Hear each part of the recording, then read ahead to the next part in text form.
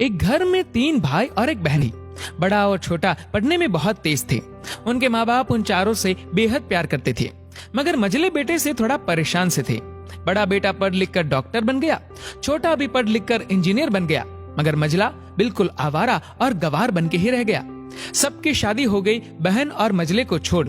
दोनों भाइयों ने लव मैरिज की थी। बहन की शादी भी अच्छे घराने में हुई थी।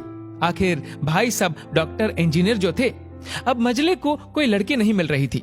पिताजी भी परेशान, माँ भी। बहन जब भी मायके आती सबसे पहले छोटे भाई और बड़े भैया से मिलती, मगर मझले से कम ही मिलती थी, क्योंकि वह न तो कुछ दे सकता था और न ही वह जल्दी घर पे मिलता था। वैसे वह दिहाड़ी मजदूरी करता था, पढ़ नहीं सका था तो भला नौकरी कौन देता। मझले की शादी किए बिना पिताजी गुजर गए। माँ ने सोचा कहीं अब बंटवारे की बात न निकले, इसलिए अपने ही गांव से एक सीधी सादी लड़की से मझले की शादी करवा दी। शादी होते ही न जाने क्या हुआ कि मझला बड़े लगन से काम करने लगा। दोस्तों ने कहा, ए चंदू, आज अड्डे पे आना। चंदू बोला, आज नहीं, फिर कभी। दोस्त कहता है, अरे तू शादी के बाद तो जैसे बीवी का गुलाम ही हो गया है। चंदू ने कहा, अरे ऐसी बात नहीं, कल मैं अकेला एक पेट था तो अपने रोटी के हिस्से कमा लेता था, अब 2 पेट है आज, कल और होगा। घर वाले नालायक कहते थे पर चलता था, मगर मेरी पत्नी मुझे कभी नालायक कहे तो मेरी मर्दानगी पर एक भद्दी गाली है, क्योंकि एक पत्नी के लिए उसका पति उसका घमंड, इज्जत और उम्मीद होता है। उसके घर वालों ने भी तो मुझ पर भरोसा करके ही तो अपनी बेटी दी होगी, फिर उनका भरोसा कैसे तोड़ सकता हूँ। कॉलेज में नौकरी की डिग्री मिलती है और ऐसे संस्कार माँ बाप से मिलते हैं। इधर घर पे बड़ा और छोटा भाई और उनकी पत्नियां मिलकर आपस में फैसला करते हैं कि जायदाद का बंटवारा हो जाए, क्योंकि हम दोनों लाखों कमाते हैं मगर मझला ना के बराबर कमाता है। ऐसा नहीं होगा। माँ के लाख मना करने पर भी बंटवारे की तारीख तय होती है। बहन भी आ जाती है, मगर चंदू है कि काम पे निकलने के लिए बाहर आता है। उसके दोनों भाई उसको पकड़कर भीतर लाकर बोलते हैं कि आज तो रुक जा, बंटवारा कर ही लेते हैं। वकील कहता है, ऐसा नहीं होता, साइन करना पड़ता है। चंदू अपने भाइयों से कहता है कि तुम लोग बंटवारा करो, मेरे हिस्से में जो हो दे देना, मैं शाम को आकर अपना बड़ा सा अंगूठा चिपका दूंगा पेपर पर। बहन बोली, अरे बेवकूफ, तू गवार का गवार ही रहेगा, तेरी किस्मत अच्छी है कि तुझे इतने अच्छे भाई और भैया मिले।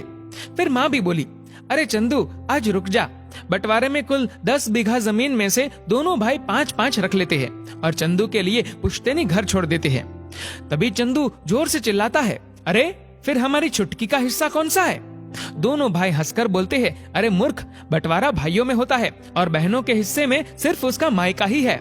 चंदू कहता है, ओ शायद पढ़ा लिखा न होना भी मूर्खता ही है। ठीक है, अब दोनों ऐसा करो, मेरे हिस्से की वसीयत मेरी बहन छुटकी के नाम कर दो। दोनों भाई चकित होकर बोलते हैं, और तू? चंदू माँ की ओर देख के मुस्कुराकर बोलता है, मेरे हिस्से में माँ है ना। फिर अपनी बीवी की ओर देखकर बोलता है मुस्कुरा के, क्यों चंदूनी जी, क्या मैंने गलत कहा? चंदूनी अपनी सास से लिपट कर कहती है, इससे बड़ी वसीयत क्या होगी मेरे लिए कि मुझे माँ जैसी सासू मिली और बाप जैसा ख्याल रखने वाला पति। बस यही शब्द थे जिन्होंने बंटवारे को सन्नाटे में बदल दिया। बहन दौड़कर अपने गवार भैया से गले लगकर रोते हुए कहती है कि माफ कर दो भैया मुझे, क्योंकि मैं समझ न सकी आपको। चंदू अपनी बहन से कहता है, इस घर में तेरा भी उतना ही अधिकार है जितना हम सभी का। माँ का चुनाव इसलिए किया ताकि तुम सब हमेशा मुझे याद आओ, क्योंकि ये वही कोख है जहाँ हमने 9 महीने गुजारे हैं। माँ के साथ तुम्हारी यादों को भी मैं रख रहा हूँ।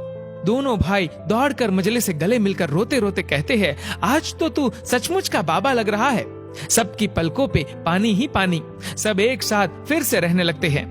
जब लोग अनपढ़ थे तो परिवार एक हुआ करते थे। मैंने टूटे परिवारों में अक्सर पढ़े लिखे लोग देखे हैं। दोस्तों, इस वीडियो को लेकर आपकी क्या राय है नीचे कमेंट करके जरूर बताएगा। और अगर आपको वीडियो अच्छा लगा हो तो वीडियो को लाइक करेगा, शेयर करेगा ज्यादा से ज्यादा लोगों तक। और ऐसी और भी इंस्पिरेशनल वीडियोस के लिए सब्सक्राइब करें हमारे यूट्यूब चैनल को और फेसबुक पर फॉलो करें हमारे पेज को। धन्यवाद।